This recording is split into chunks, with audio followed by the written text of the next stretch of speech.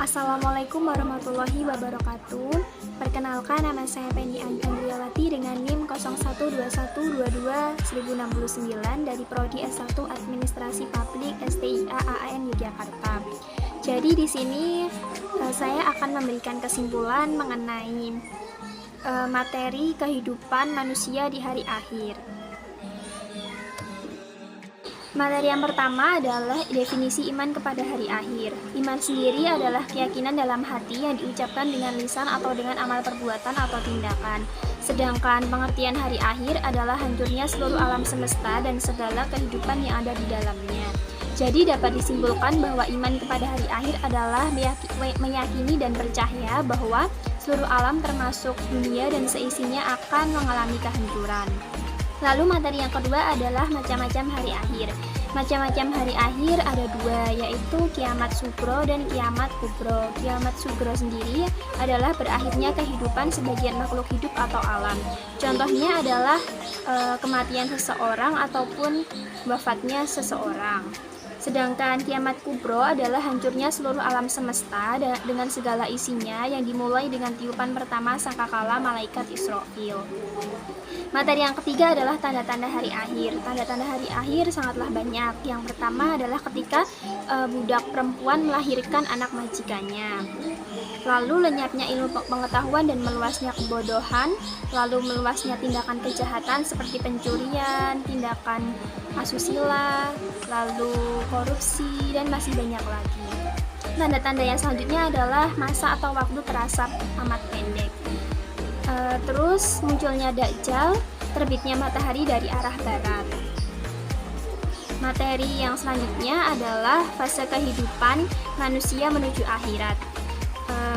Di sini ada beberapa fase manusia menuju akhirat. Yang pertama adalah alam rahim atau ruh. Ketika manusia di dalam kandungan atau alam rahim atau ruh, Allah membuat kesaksian dengannya. Allah memerintahkan malaikatnya untuk menuliskan 4 perkara. Yang pertama rezekinya, yang kedua ajalnya, yang ketiga amalnya, yang terakhir adalah kecelakaan atau kebahagiaannya. Alam yang selanjutnya adalah alam fana atau dunia. Jadi di alam ini kehidupan di dunia ini bersifat fana atau sementara dan akan musnah.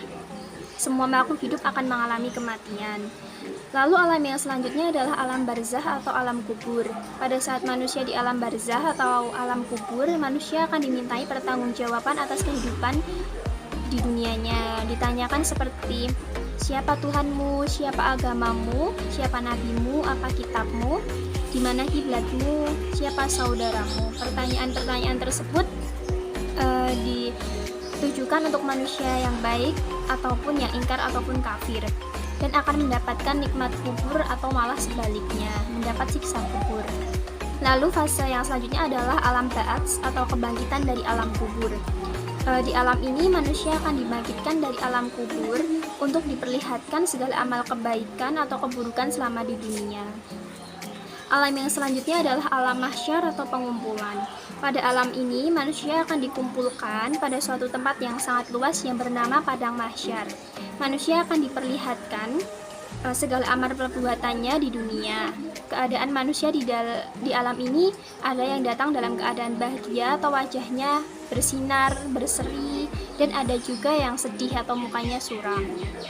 Lalu fase yang selanjutnya adalah alam mizan atau penimbangan amal.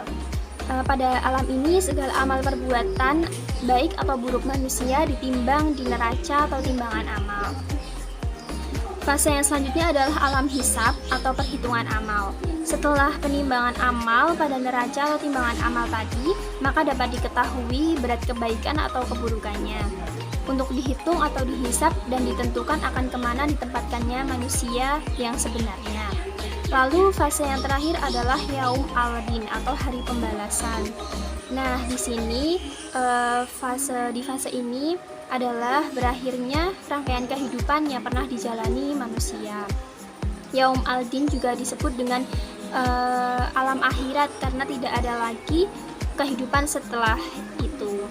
Orang yang amal kebaikannya lebih berat akan diberi balasan yaitu surga, sedangkan orang yang amal keburukannya lebih berat atau banyak, maka akan diberi balasan neraka. Materi yang terakhir adalah perilaku yang mencerminkan iman kepada hari akhir.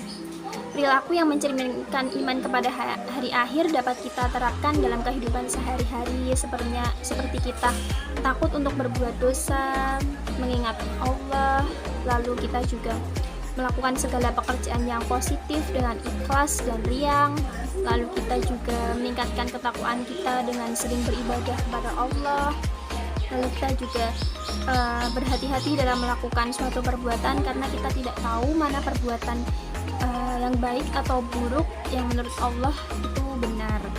Lalu yang terakhir adalah segera bertobat apabila melakukan kesalahan dan segera memperbaikinya. Nah, itulah beberapa kesimpulan dari saya mengenai materi kehidupan manusia di alam akhir. Terima kasih. Mohon maaf apabila ada kesalahan dalam ucapan ataupun perbuatan. Wassalamualaikum warahmatullahi wabarakatuh.